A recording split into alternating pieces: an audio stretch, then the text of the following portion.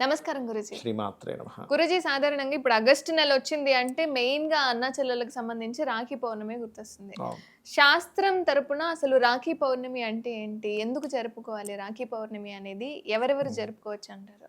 Siblings అంటే అక్క, తమ్ముడు, లేదా అన్న, చెల్లె ఇది హ్మ్. చేసుకునేటువంటిది. ఇక్కడ చూడండి రాఖీ పౌర్ణమి రోజు ఏం చేస్తారు కామన్‌గా? రాఖీ ఒకటి కడతారు. అవును. అన్నయ్యకి కానీ, తమ్ముడికి కానీ. హ్మ్. అలాగే హారతి ఇవ్వడం, బొట్టు పెట్టడం, స్వీట్ తినిపించడం చేస్తుంటారు. అవును. మనకి ఒక సామెత ఉంది. ఇంటి ఆడబిడ్డ హ్మ్. సంతోషంగా ఉండాలి అంటారు. అవును. అవునా కదా? హ్మ్. అట్లాగే ఈ రాఖీ ఎందుకు కడతారు, చేతికి ఎందుకు కడతారు అనే దాని గురించి జ్యోతిషశాస్త్రంలో కొన్ని విషయాలు చెప్పబడింది. ఏమిటది అంటే, ఈ చేతుల స్థానం ఏదైతే ఉందో థర్డ్ హౌస్ అంటారు దీన్ని జ్యోతిషశాస్త్రంలో. థర్డ్ హౌస్లో ఏముంటుందంటే దారిద్ర్యము ఉంటుంది, ధైర్యము ఉంటుంది, పరాక్రమం ఉంటుంది. హ్మ్. ఓకే. ఇప్పుడు చూడండి, ఎవరైనా నాకు ధైర్యం అంటే ఇట్లా చూపిస్తాడు, నాకు ఇంత బలం ఉంది అని. హ్మ్. ఓకే. ఈ థర్డ్ హౌస్కి ఏదైతే ఉందో అమ్మాయి అంటే సిబ్లింగ్ యొక్క థర్డ్ హౌస్ అంటే చెల్లె కావచ్చు, అక్క కావచ్చు, ఎవరైనా కానీ వాళ్ళ థర్డ్ హౌస్ అనేటువంటిది ఏమవుతుందంటే వీళ్ళ లగ్నం నుంచి వాళ్ళ థర్డ్ హౌస్ అనేది పంచమ స్థానం అవుతుంది. హ్మ్. అంటే ఒక సిస్టర్ వరుస అయిన వాళ్ళు కానీ, సిస్టర్ కానీ ఎవరైనా సరే వీళ్ళకి రాఖీ కట్టారు అంటే ఇది దారిద్ర్యం పోయి అదృష్టంగా మారుతుంది. హ్మ్. ఎందుకు? కట్టినప్పుడు వాళ్ళని సంతోషపెట్టడానికి ఏదో కానుకో హ్మ్.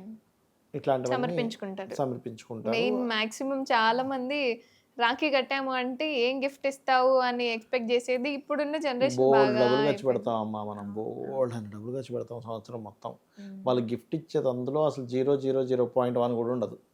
అవును. అంతే కదా! ఇప్పుడు హ్మ్. మన రోజుకి, నెలకి ఎన్ని డబ్బులు ఖర్చు అయిపోతుంటాయేమో. వేలు, లక్షలు, లక్షలు ఖర్చు అయిపోతుంటాయి. హ్మ్. గిఫ్ట్ ఎంత ఉంటుంది మహా అంటే? ఇప్పుడు హైఫై గిఫ్ట్ ఇస్తావు 10,000 ఇస్తావేమో. అంతే. పోనీ ఒక ₹1,00,000 గిఫ్ట్ ఇస్తావేమో. హ్మ్. నార్మల్‌గా అయితే ఒక 500 ఓ డ్రెస్సో, ఓ ₹1000 ఎంతో ఇస్తాం. అవును. ఇన్ని వేలు, లక్షల్లో అది పెద్ద విషయం కాదు. కాకపోతే వాళ్ళకి అదొక సంతోషకరమైన విషయం. అంతే. నాకు ఇవాళ గిఫ్ట్ వస్తది. ఆ! కానీ ఇక్కడ ఏంటంటే, ఎప్పుడైతే మనం ఒక అక్క గాని, చెల్లి గాని, అన్నయ్యకో, తమ్ముడికో కట్టినప్పుడు వీళ్ళ వల్ల వాళ్ళకి రక్షణ. ఇద్దరి మధ్యన ఒక మంచి రిలేషన్ ఏర్పడుతుంది దానివల్ల. ఒక హ్మ్. ఒక స్ పౌర్ణమి, రాఖీ పౌర్ణమి అనేటువంటిది ఒక ఇచ్చిపుచ్చుకోవడాలు. నేను నీకున్నానని చెప్పి ఒక అన్నయ్యో, తమ్ముడో చెప్పడం. ఒక వాగ్దానం. భరోసా. ఒక మనిషి హ్మ్. ఉన్నాడు. ఏదో లైఫ్‌లో ఏదో అయిపోతుంది. వాళ్ళేదో వీళ్ళనొచ్చి రక్షిస్తారని కాదక్కడ. ఏదో తెలియని ఒక భరోసా. భరోసా అనమాట. నాకొకలున్నారు. అన్నయ్య హ్మ్. ఉన్నాడు, లేదా తమ్ముడున్నాడు. అదొకటి ఇవ్వడం. రెండవదేంటంటే ఇన్నర్‌గా ఆస్ట్రాలాజికల్‌గా వీళ్ళకుండేటువంటి దారిద్ర్య సంబంధించినటువంటి పోగొడుతుందది. రాఖీ హ్మ్. అనేటువంటిది పర్టిక్యులర్‌గా. అయితే పౌర్ణమి రోజు, అదే పౌర్ణమి రోజు మనకి అమ్మవారి యొక్క నామం అంటే ముఖ్యంగా లలితా సహస్రనామాలు గనక ఎవరైతే చదువుతారో హ్మ్. చనివిడి తయారు చేసి ఒక పళ్ళెంలో చనివిడి, ఆకు, ఒక్క, అరటిపండు, పుష్పాలు, అరటిపళ్ళు ఇవన్నీ పెట్టి అమ్మవారికి చూపిస్తూ దీపం కూడా పెట్టి పూర్తి లలితా సహస్రనామాలు ఎవరైతే పౌర్ణమి రోజు చదువుతారో చంద్రుడిని చూస్తూ ఆ చంద్ర కిరణాలు ఆ చనివిడిలోకి వెళ్ళి దాని ఇంట్లో చిన్నపిల్లల దగ్గర నుంచి పెద్దవాళ్ళు తినడం వల్ల మనోవైకల్యాలు తగ్గుతాయి. హ్మ్. చంద్రమా మనసో జాతః అని చెప్తుందిగా వేదం. ఆ! అదే గురూజీ. మనకి ఋగ్వేదంలో కూడా మనకి ఏమవుతుందంటే అధర్వణ వేదంలో, ఋగ్వేదంలో కాదు అధర్వణ వేదంలో ఉంది. హ్మ్. చంద్రుడు గనక పాడితే మనిషి పిచ్చివాడవుతాడట.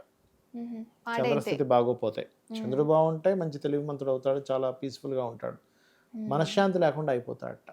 అంటే ఏమిటి? ఈ చంద్ర సంబంధించినటువంటిది ఏదైతే ఉందో పౌర్ణమి రోజే కడుతున్నారు. హ్మ్. అనవసరమైన భయాలు పోతాయి వీళ్ళకి. కట్టించుకున్న వాళ్ళకి, కట్టిన వాళ్ళకి కూడా తెలియని ఒక భయం పోతుంది. ఇన్‌సెక్యూరిటీ ఫీలింగ్ పోతుంది దీనివల్ల. మన హ్మ్. వాళ్ళు ఉన్నారు అని ఒక ఫీలింగ్ వస్తుంది. సో, దీనివల్ల ఇన్ని లాభాలున్నాయి. కాబట్టి ఆ రోజు చేస్తూ, లలితా సహస్రనామాలు చేస్తూ, అమావాస్య గాని, పౌర్ణమి గాని ఎప్పుడైనా వచ్చినప్పుడు అన్నదానం చేయమని చెప్తుంది శాస్త్రం. హ్మ్. అన్నదానం చేయడం వల్ల కూడా మానసిక రుగ్మతలు పోతాయని చెప్తుంది.